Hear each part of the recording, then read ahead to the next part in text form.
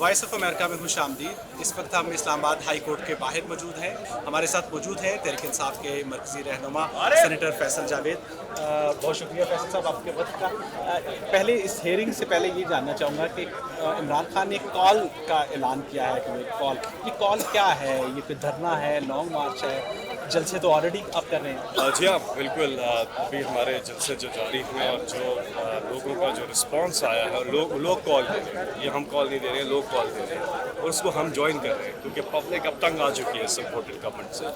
اور یہ جو حالات ہے پاکستان کے، مہنگائی بڑھ رہی ہے، بے روزگاری بڑھ رہی ہے، جو پیٹرول کی قیمت، ساری چیزیں، لوگوں کا گزارا مشکل ہے۔ اس لیے وقت آ گیا ہے کہ فری اینڈ فیئر الیکشن کی طرف ملک جائے اور اس راستے سے کوئی اگر آتا ہے تو وہ قبول ہوگا قوم، لیکن قوم کی تیاری ہے یہ۔ اور ایسی مارچ ہونے جا رہی ہے اسلام آباد کی طرف، پرامن احتجاج ہوگا، لیکن اگر اس کو روکا جائے گا اور غیر قانونی حرکتیں کی جائیں گی تو پھر گیم ہاتھ سے نکل سکتی ہے۔ اس مارچ کا مطالبہ انتخابات ہے۔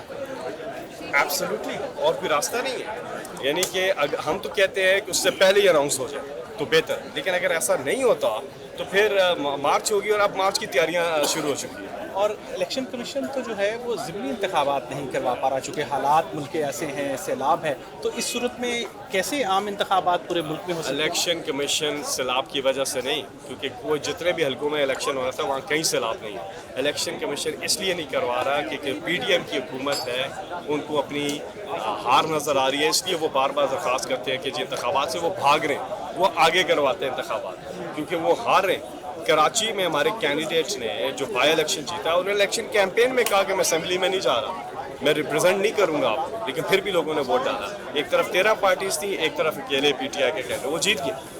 تو یہ جو، اور پھر پنجاب میں آپ نے دیکھا 17 جولائی کو، اس سے پہلے سوات میں آپ نے دیکھا، تو جو ریزلٹس آئے ہیں اور جس طرح پبلک نکل رہی ہے عمران خان کے لیے، تو پی ڈی ایم بوکھلاٹ کا شکار ہے، دے پینکنگ۔ لیکن آج ہی آپ نے سپریم کورٹ میں پٹیشن ڈالی ہے کہ ضمنی انتخابات مؤخر کیے جائیں، اور دوسری طرف آپ عام انتخابات کا مطالبے کے لیے مارچ کر رہے ہیں۔ ہم عام انتخابات چاہتے ہیں کہ یہ طریقہ نہیں ہے کہ آپ سلیکٹ کریں کہ کچھ کانسٹیچوئنسیز میں انتخابات ہو جائیں، پھر انتخابات ہوں، پھر کہ اس طرح تھوڑا ہی ہوتا ہے۔ وہ ان کی گیم تو آپ کو پتہ ہے وہ کیا کرنا چاہ رہے ہیں، لیکن اب گیم خیر آگے نکل چکی ہے۔ اب ہم اوتھ ٹیک، عمران خان صاحب، ہم اوتھ ٹیکنگ کی تیاری شروع کر رہے ہیں انشاءاللہ۔ کچھ ہفتوں کے بعد عمران خان ایک بار پھر وزیر اعظم پاکستان کا حلف اٹھائیں گے۔ ہم تو اس سرمنی کو میں پکچر کر رہا ہوں کہ اس کی کیا تیاریاں ہوں گی۔ تو کیا کوئی بات چل رہی ہے حکومت کے ساتھ انٹرم سیٹ اپ کے حوالے سے عام انتخابات سے قبل؟